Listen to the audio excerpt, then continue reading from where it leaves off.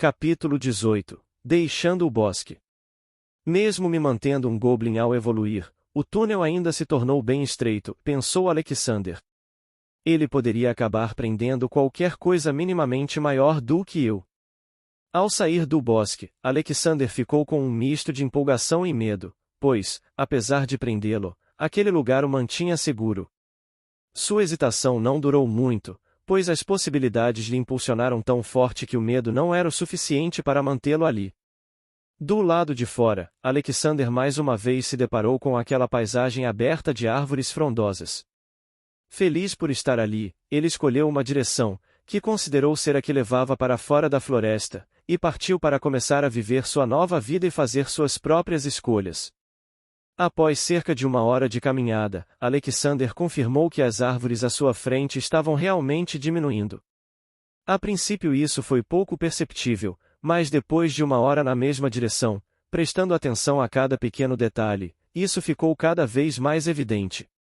Essa confirmação deixou Alexander ainda mais convencido de que estava indo na direção certa, pois, via de regra, quanto maior a árvore, maior o seu tempo de vida, principalmente se for comparado entre as da mesma espécie.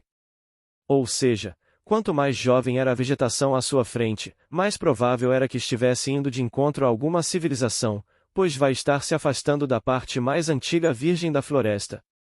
Alexander continuou andando por entre a folhagem, mas sua tranquilidade não durou para sempre.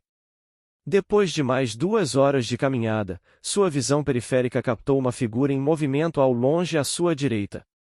Virando-se para olhar o que era, Alexander viu algo que parecia muito ser a junção entre Goblin e Orc. Ou seja, aquilo era alto, moderadamente forte, mas magro ao ponto de parecer um pouco frágil. Obviamente, essa era só uma impressão geral de alguém que estava vendo à distância. Alexander não ousou aproximar-se para ver detalhes, principalmente porque, mesmo de longe, a coisa lhe dava arrepios. Ao se focar na criatura para usar avaliar, Alexander sentiu que o seu corpo não queria mais obedecer os seus comandos para poder se virar e fugir. Troll sanguinário, monstro, segunda evolução. Alexander não sabia se foi o seu olhar, o fato de estar avaliando ou apenas sua presença, mas algo pareceu chamar a atenção da criatura na sua direção. Aterrorizado, Alexander ativou esgueirar-se, usou correr, para compensar uma parte da sua perda de velocidade, e foi embora o mais rápido possível, tentando não fazer muito barulho.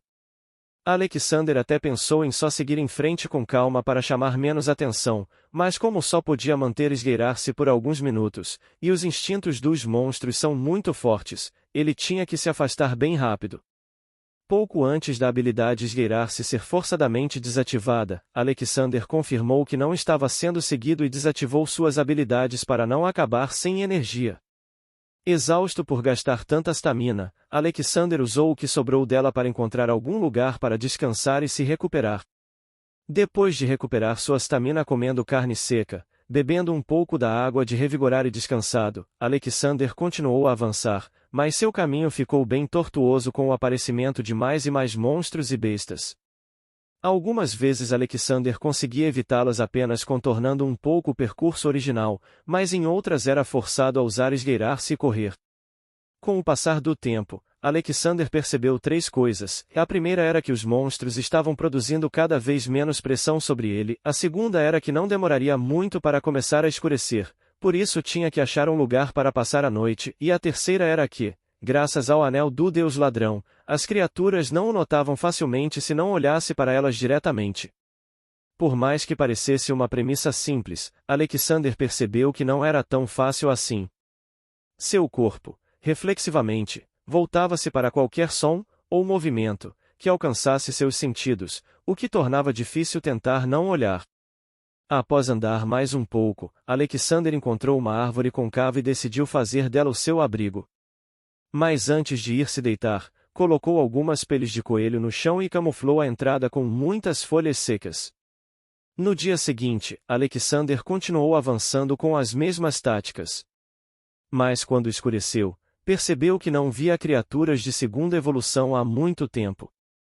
Até as árvores começaram a ficar menores e mais espaçadas. Preciso encontrar um bom lugar para passar a noite em breve, ponderou Alexander em pensamento, não ousando verbalizar seus pensamentos nessa floresta desconhecida. Está ficando cada vez mais escuro e não quero saber o que caça neste lugar à noite.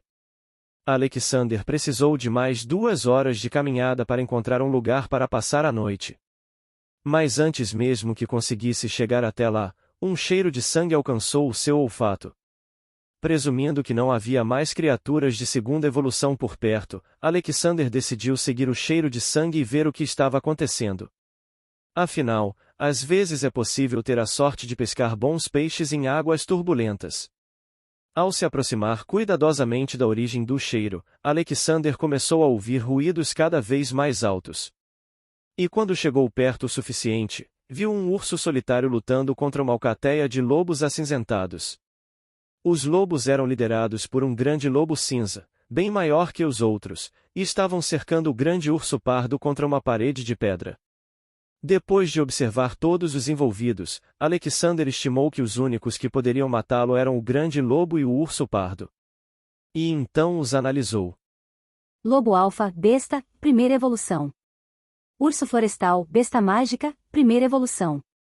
O urso estava cercado pelos lobos, mas ainda se mantinha firme e rugindo para a alcateia, demonstrando mais raiva do que medo. Ambas as partes estavam feridas, mas o urso parecia estar em desvantagem, pois tinha dificuldade para acertar os lobos. Sempre que investia em alguma direção, os lobos à sua frente recuavam e os outros atacavam a parte exposta. Furioso por estar sendo jogado pelos lobos, o urso se virou e começou a fugir. Vendo isso, o lobo alfa tentou impedi-lo pulando sobre ele, mas mal sabia que era tudo uma fita do urso florestal, que lhe desferiu um golpe. A força do golpe lançou o lobo alfa longe, mas como o urso não conseguiu acertar um golpe direto, o lobo teve a sorte de não ser cortado por suas garras. Mas essa sorte não durou muito, pois assim que o grande lobo cinza caiu no chão, um grande lobo marrom saiu da vegetação e rasgou o seu pescoço com uma poderosa mordida. Alexander, que assistia tudo à distância, sentiu um calafrio passar por todo o seu corpo e começou a redobrar a sua atenção nos arredores. Parece que não sou o único à procura de uma chance nessa floresta. Seguindo o grande lobo marrom, que também era um lobo alfa, vários lobos marrons menores apareceram e começaram a cercar os lobos cinzentos. Sem um líder e estando em menor número, os lobos cinzentos foram massacrados pelos lobos marrons e pelo urso que, vendo esse desenrolar, não se segurou. Assim que todos os lobos cinzentos estavam mortos, ou fugiram, o grande lobo marrom e o urso trocaram olhares. Após alguma hesitação, reiniciaram a luta entre espécies, mas dessa vez com um representante diferente pelos lobos. Como a forma de luta das alcateias era muito parecida, os ataques da nova alcateia também enfureceram o urso, mas não pareceram causar muitos danos. A luta se arrastou e Alexander começou a ficar bem ansioso, pois o cheiro de sangue estava se difundindo mais e mais. Ou seja, a possibilidade de outra coisa aparecer por ali aumentava a cada segundo. A luta continuou assim até que o lobo alfa, em uma explosão de velocidade e destreza, desferiu um corte profundo com as suas garras na costa do urso pardo.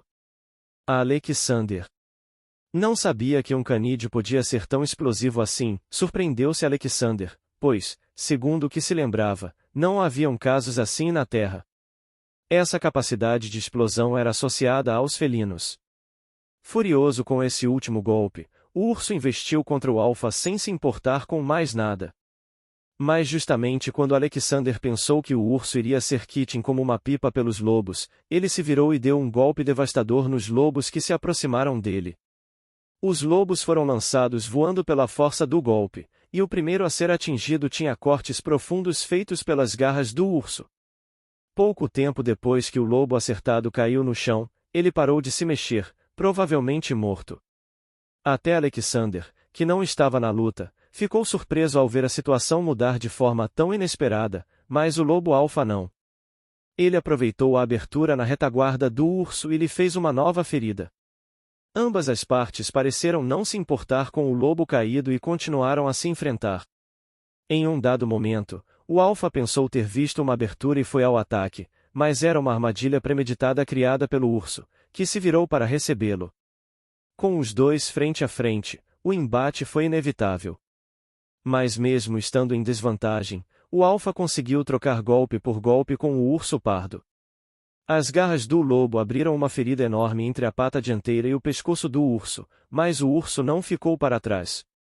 Ele acertou a barriga do lobo o lançando para longe com um corte horrível. A luta entre os dois continuou a se tornar cada vez mais sangrenta. O urso passou a se focar prioritariamente no lobo alfa, apesar de ainda se virar para tentar eliminar algum dos lobos menores de vez em quando, e o lobo alfa, como se esperasse isso, não perdia essas oportunidades. A luta se estendeu assim até que só restavam 3 combatentes, o urso, o alfa e outro lobo menor.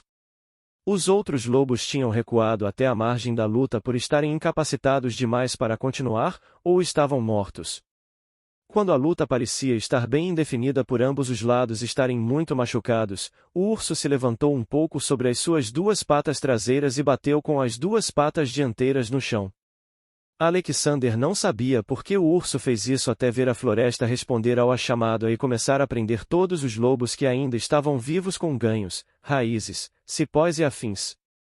Parece que os termos o florestal e o besta mágica na sua descrição não são sem motivo.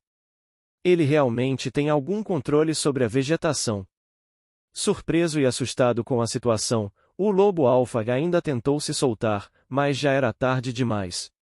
O urso já estava à sua frente e o atingiu com toda a força. Coincidentemente, o grande lobo foi jogado na direção de Alexander. Mas como não sabia disso, o urso perseguiu com a guarda baixa. Vendo que a luta estava praticamente acabada e que não haveria outras chances, Alexander usou esgueirar-se e foi na direção deles para conseguir a melhor posição possível. No momento em que Alexander se aproximou, o urso estava basicamente em cima do lobo, que ainda tentava se levantar, mesmo estando muito ferido para continuar. O urso pressionou o lobo no chão com uma de suas patas e o mordeu, fazendo-o emitir sons abafados de dor até parecer desistir. Mas antes que o urso pudesse matá-lo, Alexander usou fortalecimento corporal mágico, ativou emboscar, pulou no urso e cravou a sua adaga, encharcada de veneno paralisante, com toda a força no olho dele. Assim que voltou ao chão depois do ataque, Alexander se virou e começou a correr para longe do urso. Felizmente não foi preciso correr muito, pois o urso logo caiu morto. Urso florestal abatido. Você recebeu 3.600 pontos de XP. Ao receber a confirmação da morte do urso, Alexander se virou e correu para matar o lobo alfa e os outros lobos sobreviventes antes que fugissem, ou morressem devido aos ferimentos. Um lobo alfa abatido. Você recebeu 2.300 pontos de XP. 7 lobo nível 7 abatidos. Você recebeu 980 pontos de XP. 4 lobo nível 8 abatidos. Você recebeu 700 pontos de XP. 3 lobo nível 9 abatidos. Você recebeu 660 pontos de XP.